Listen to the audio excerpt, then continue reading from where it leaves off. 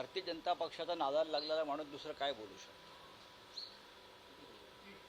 जे महाराष्ट्राचे शत्रू आहेत असं आम्ही म्हणतो, जे महाराष्ट्राची लूट करतायत त्यांच्या विरुद्ध लढण्यासाठी भाषा हे सुद्धा एक हत्यार आहे. आणि ज्याला जी भाषा समजते, ज्या शत्रूला त्या भाषेचा वापर करावा असं आम्हाला बाळासाहेब ठाकरेंनी सांगितलं. आणि भाषेचा म्हणजे शुद्ध, स्वच्छ, शुद्ध तुपातली भाषा कोणासाठी वापरायची? महाराष्ट्राच्या शत्रूसाठी. आम्ही ही चाटुगिरी आणि चमचेगिरी करणारे लोक नाही आहोत. राज ठाकरे काल इथे येऊन काय बोलले त्याच्यात मला जायचं नाही. निवडणूक आहेत, भारतीय जनता पक्षाचं स्क्रिप्ट आहे, फडणवीसांचं स्क्रिप्ट असेल, बोलावं लागतं. नाही तर ईडीची तलवार आहे वर, नाही तर ईडी आहे ना वर बसलेलं. आम्ही अत्यंत सभ्य सुसंस्कृत माणसं आहोत. आम्ही एका परंपरेमध्ये राजकारण केलेलं आहे. माझं बरंचसं आयुष्य बाळासाहेब ठाकरेंबरोबर गेलेलं आहे. राज ठाकरे यांनाही माहिती आहे, सगळ्यांना माहिती आहे. त्याच्यामुळे कोणती भाषा कधी वापरायची आणि काय लिहायचं आणि काय बोलायचं ह्याचे मला धडे घेण्याची आवश्यकता नाही. ते ठाकरे असतील ते मी राऊत आहे आणि बाळासाहेबांनी घडवलेलाच राऊत आहे. खरं म्हणजे आज महाराष्ट्रातल्या अनेक मतदारसंघामध्ये गुंडांचं राज्य सुरू झालेलं आहे. त्याच्यावर राज ठाकरेंनी बोलायला हवं. राज ठाकरे ज्या भागात भाषण करून गेले तेथे अंडरवर्ल्डच्या मदतीने निवडणुका लढवल्या जात आहेत, भाजपकडून आणि एकनाथ शिंदेकडून. मुंबईतल्या अनेक मतदारसंघामध्ये मी तुम्हाला हीच माहिती देण्यासाठी आलेलो आहे. मुंबईतल्या अनेक मतदारसंघात, ठाण्यात, पुण्यात अनेक नामचीन गुन्हेगार ज्यांचे कधी काळी अंडरवर्ल्ड टोळ्यांमध्ये सहभाग होता किंवा आहे, मी त्यांची नावं देऊ शकतो. सत्यनारायण चौधरी या पोलीस अधिकाऱ्यांना, जे लॉ अँड ऑर्डरचे प्रमुख आहेत. अनेक असे गुंड आहेत, मी नावं देईन तुम्हाला. त्या गुंडांना जसं आम्ही पक्षातर्फे ऑब्झर्वर नेमतो, अनेक विधानसभा मतदारसंघात संपर्क प्रमुख नेमतो, त्या पद्धतीनं या गुंड टोळ्यांच्या म्होरक्यांवर विधानसभांची जबाबदारी देण्यात आलेली आहे. अगदी मग कांजूरमार्ग असेल, विक्रोळी असेल, भांडूप असेल, मुलुंड असेल, दादर असेल, ठाणे असेल, कोपरी पाचपखाडी असेल, ठाणे शहर असेल, कलिना असेल, कुर्ला असेल, म्हणजे ठरवून निवडून गुंड घ्यायचे. काही लोकांना त्यासाठी जामीन करून घेतलेला आहे, अनेकांना आपल्या पक्षात सामील केलं. आणि धक्कादायक असं आहे की वरिष्ठ पोलीस अधिकारी आणि गुंड यांच्या बैठका होतात. वरिष्ठ पोलीस अधिकारी IPS दर्जाचे आणि हे गुंड ज्या ज्या विधानसभा क्षेत्रात नेमण्यात आलेले आहेत निवडणुका जिंकून देण्यासाठी, त्यांच्या रितसर रात्री बैठका होतात. आणि मग या गुंडांकडून पोलीस आदेश घेतात. निवडणूक आयोगाला माझं हे म्हणणं आहे, आम्ही त्यांनाही माहिती देणार आहोत. या गुंडांकडून पोलीस माहिती घेतात, आदेश घेतात, आणि मग महाविकास आघाडीला मदत करणारे जे कार्यकर्ते आहेत, ज्यांच्यावर राजकीय गुन्हे आहेत, त्यांना तडीपारा करायच्या, त्यांच्यावर पुन्हा खोटे गुन्हे दाखल करायचे, त्यांच्याकडे पोलिसांना पाठवायचं, त्यांच्या घरी दारी गावाला कुठे आहे त्यांचा शोध घ्यायचा, त्यांना धमक्या द्यायच्या.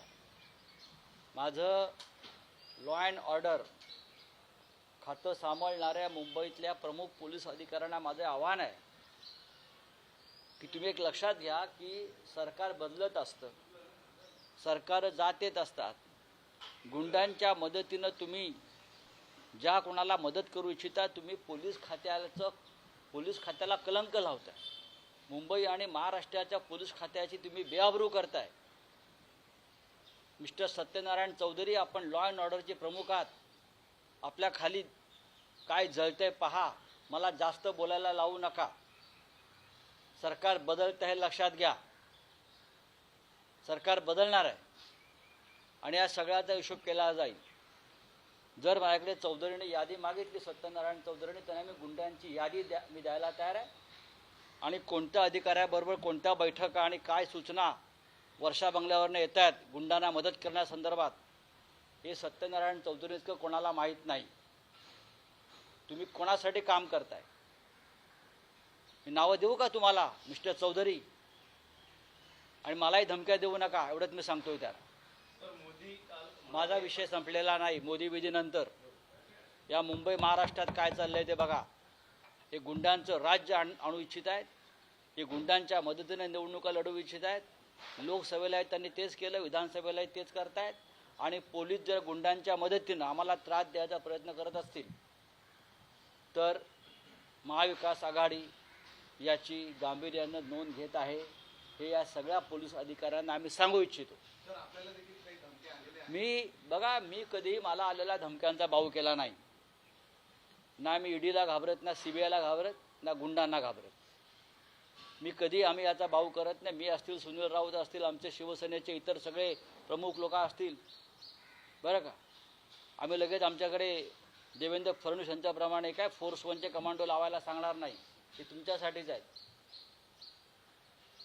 पण गुंडांच्या मदतीनं तुम्ही निवडणुका लढताय. ज्या गुंडांवर खून, खंडण्या, हत्या, अपहरण अशा प्रकारचे गंभीर स्वरूपाचे गुन्हे आहेत, ज्यांनी दाऊद टोळीबरोबर काम केलेलं आहे, आजही आहेत, अशा गुंडांना जर शिंद्यांचे लोक किंवा भाजपचे लोक वापरून आमच्या विरोधामध्ये निवडणुकीला त्यांचा वापर होणार असेल तर जे काही घडणार आहे त्याची सगळी जबाबदारी पोलिसांवर असेल. बोला आता काय तुमचं म्हणणं? मोदींच्या या काळामध्ये कोणीच सेफ नाही. कोण वेगळं करते? महाविकास आघाडी.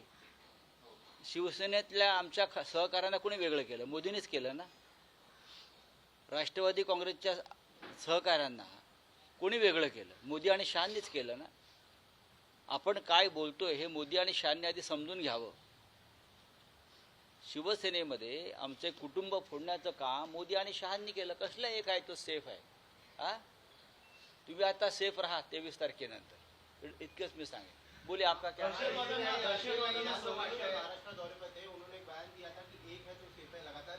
देखो, ये इस प्रकार की बयानबाजी करने की नौबत प्रधानमंत्री पर क्यों आ रही है?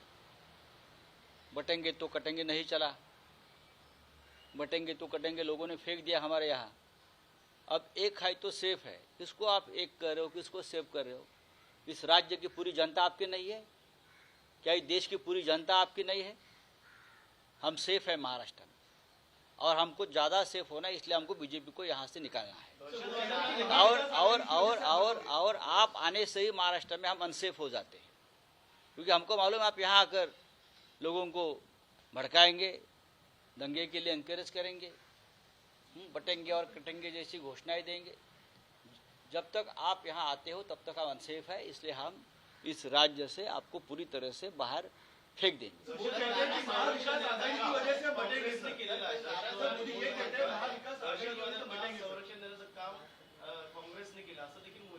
मोदी काही म्हणू शकतात. मोदींच्या बोलण्याला आगापिछा नसतो. त्यांनी प्रधानमंत्री म्हणून बोलावं. ते प्रधानमंत्री म्हणून लवाजमा घेऊन येतात. दहशतवाद्यांना संरक्षण देण्याचं काम जर कोणी करत असेल तर ते भारतीय जनता पक्ष, त्यांचं इकडले एकनाथ शिंदेचं सरकार करत आहे. मी मगाशी तुम्हाला सांगितलं ना, सर्व गुंड गोळा केलेले आहेत. गुंड आणि तुरुंगातून सुद्धा त्या विधानसभा क्षेत्रातले जे गुंड आहेत, जे तुरुंगात आहेत, त्यांच्यावर सुद्धा जबाबदाऱ्या देण्यात आलेल्या आहेत. त्यांना आतमध्ये मोबाईल पुरवण्यात आलेले आहेत सगळ्यांना, आणि ते आपापल्या विधानसभा मतदारसंघामध्ये सूचना देत आहेत. नरेंद्र मोदीजी, हे जरा समजून घ्या, तुम्ही या महाराष्ट्राची काय घाण करून ठेवलेली आहे ती.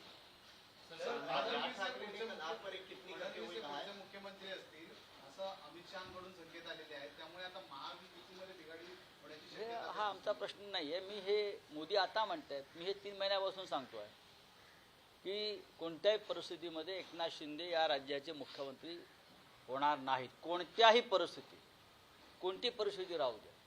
एकनाथ शिंदे यांचा अवतार कार्य भाजप संपवणार आहे. ती संपवायला सुरुवात झालेली आहे. याचा अर्थ फडणवीस होतील का? तर तेही नाही. मुख्यमंत्री तर महाविकास आघाडीचाच होईल. सर राज ठाकरे ने आप पर टिप्पणी करते हुए कहा है कि महाराष्ट्र की जो राजनीति की जो भाषा है वो एकदम नीचे के दर्जे जिसको जिस भाषा का इस्तेमाल करना चाहिए वो इस्तेमाल हम करते हैं. अगर महाराष्ट्र कोई लूट रहा है, महाराष्ट्र तोड़ रहा है, महाराष्ट्र के ऊपर हमला हो रहा है, तो ऐसे लोगों से क्या संतों की भाषा करना है? हमने भी बाला साहब ठाकरे के साथ काम किया है, साहब के साथ काम किया, हमको मालूम है इसके लिए किस भाषा का इस्तेमाल करना चाहिए. राज ठाकरे, भारतीय जनता पार्टी, देवेंद्र फडणवीस उनके खासम खास है. जो स्क्रिप्ट वहाँ से लिख कर आता है वो सिर्फ वो पढ़ लेते हैं. उनको क्या मालूम महाराष्ट्र की अस्मिता और स्वाभिमान क्या है.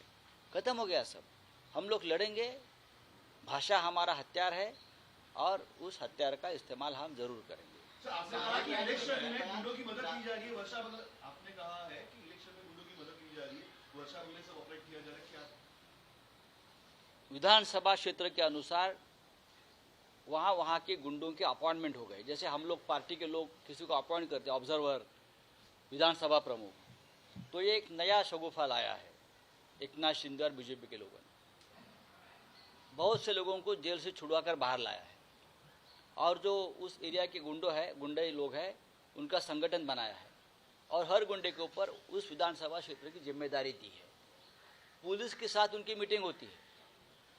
बड़े बड़े पुलिस अधिकारी ये गुंडों से सूचना लेते हैं कि क्या करना है, क्या नहीं करना है, आप बताइए. इस प्रकार की गंदगी इस राज्य में हो रही है और मिस्टर प्राइम मिनिस्टर हमारे यहाँ आकर हमें ज्ञान दे रहे हैं. लगभग 60 या 70 विधानसभा क्षेत्र ऐसे है जहाँ गैंग वॉर्स के जो प्रमुख लोग रहे उनके हाथ में सूत्र है चुनाव का और बड़े पुलिस अधिकारी उनसे आदेश लेते हैं, क्योंकि इस प्रकार का आदेश लेने का आदेश वर्षा बंगला से उनको मिल रहा है.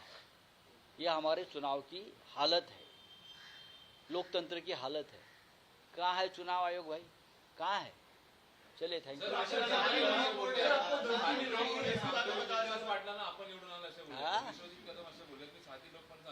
तुषार पाटलांना मी निवडून आणलंय, आपण निवडून आणलंय. जयश्री पाटलांना कोणी वितरण बंडखोरी करायला लावली आहे, सत्य जेव्हा उघडकीस येईल तेव्हा त्याची खैर नाही असे बोलते. सर नारायण ने दिया है त्योहारों को लेकर. उन्होंने कहा है कि अगर अभी बाला साहब ठाकरे होते तो उद्धव ठाकरे को गोली मार. मुख्यमंत्री पदासाठी